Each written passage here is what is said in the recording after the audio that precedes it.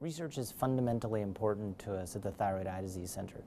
It's the reason why we think we can offer patients hope and a difference for the future.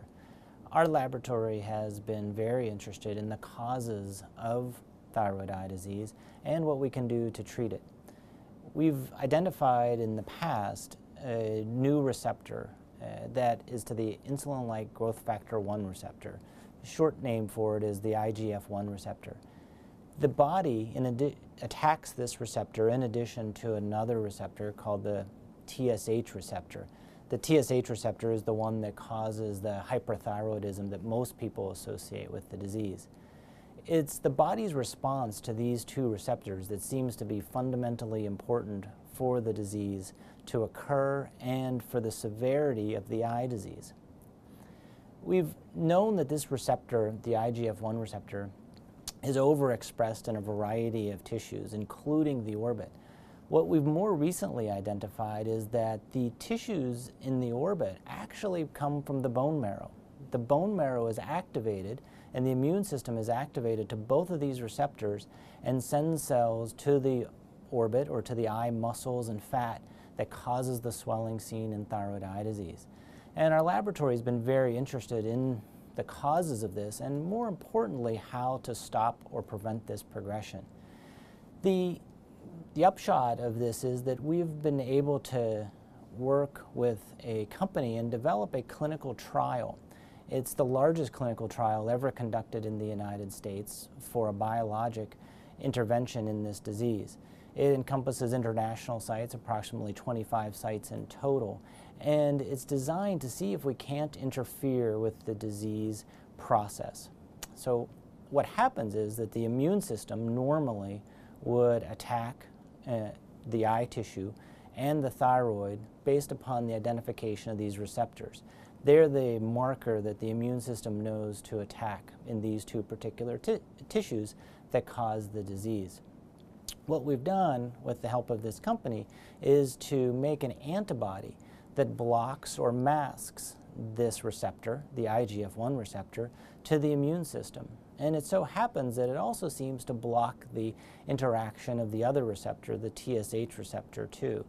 The end result of this is that the immune system doesn't seem to be able to recognize these receptors. And instead of producing lots of cytokines and other immune inflammatory products, it instead goes about its merry way and doesn't infiltrate into the orbit. At least that's our hope, and that's what we're actively testing and evaluating right now. And that's probably the most exciting area of new research because it offers hope to patients to potentially cure the disease and even potentially reverse the effects of the disease, reverse the effects of the eye bulging and the double vision that can occur and are so fundamentally problematic in this disease. At the Thyroid Eye Disease Center, we're very interested in clinical research.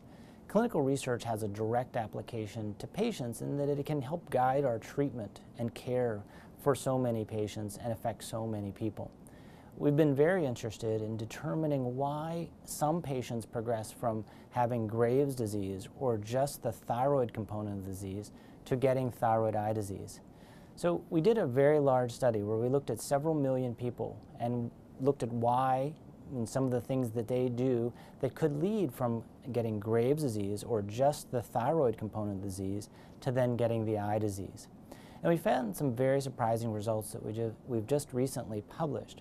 One is that thyroidectomy, or removal of the thyroid gland, at least during the phase, in the early phase of the disease, the phase that is when the thyroid gland is most effective, is very beneficial and reduces the risk of going on and developing the eye disease.